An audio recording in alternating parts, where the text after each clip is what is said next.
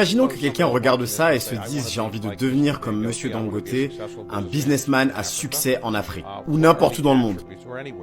À votre avis, quels sont les attributs que vous avez mis en pratique qui vous ont rendu plein de succès? Pensez-vous que c'est l'intelligence, le travail acharné, la persistance? Toutes ces choses, quels sont les attributs les plus importants à votre avis? Je pense que le plus important, en numéro 1, David, si vous vous lancez dans un business, vous devez comprendre ce business de A à Z. Vous ne devriez jamais aller investir parce que quelqu'un est venu et vous a dit « Hey, il y a pas mal d'argent à se faire dans le ciment ». Et ensuite, vous allez vous lancer dans le ciment. Vous devez comprendre les tenants et les aboutissants de ce business. Et c'est la différence avec moi, je connais mon business sur le bout des doigts. Vous pouvez me réveiller à n'importe quelle heure et me demander à propos des fertilisants, sur tout ce que nous faisons, et je répondrai. Et l'autre chose, c'est de travailler très dur, bien sûr. Vous devez avoir la ténacité de continuer. Vous allez trébucher quelques fois, mais vous devez être vraiment concentré et savoir ce que vous faites. Vous savez, je vous connais depuis longtemps et je ne vous ai jamais vu crier ou hurler. Vous avez l'air très discret. Vous n'utilisez pas cette technique de crier et d'hurler sur les gens. Vous êtes juste très discret.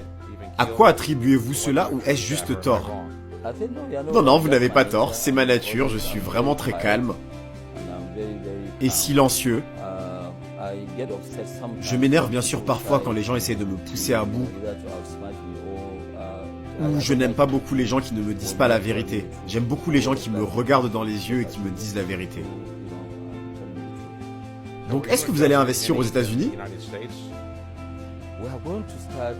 Nous voulons investir aux États-Unis, vous savez, juste après ce projet. Nous souhaitons ouvrir un family office qui est un bureau de gestion de patrimoine à New York et à Londres. Nous avons déjà un bureau à Londres qui opère déjà depuis 30 ans. Donc nous voulons transformer une partie de celui-ci en family office, comme ça nous pouvons nous diversifier. Comme vous le savez, nous en avons déjà discuté ensemble. Vous savez, parfois en Afrique, nous avons ce problème de dévaluation de la monnaie. Donc nous souhaitons nous diversifier et garder des réserves dans le family office. Vous savez, parfois les gens très riches font des collections d'art, de jolies voitures, de jolis bâtiments. Et vous, qu'est-ce que vous faites du coup lorsque vous ne faites pas de philanthropie de tout l'argent qui vous reste? Est-ce que vous collectionnez des choses ou... Vous savez, je ne suis pas vraiment un collectionneur d'art, honnêtement. À chaque fois que j'ai de l'argent en trop, je préfère en donner plus à la charité.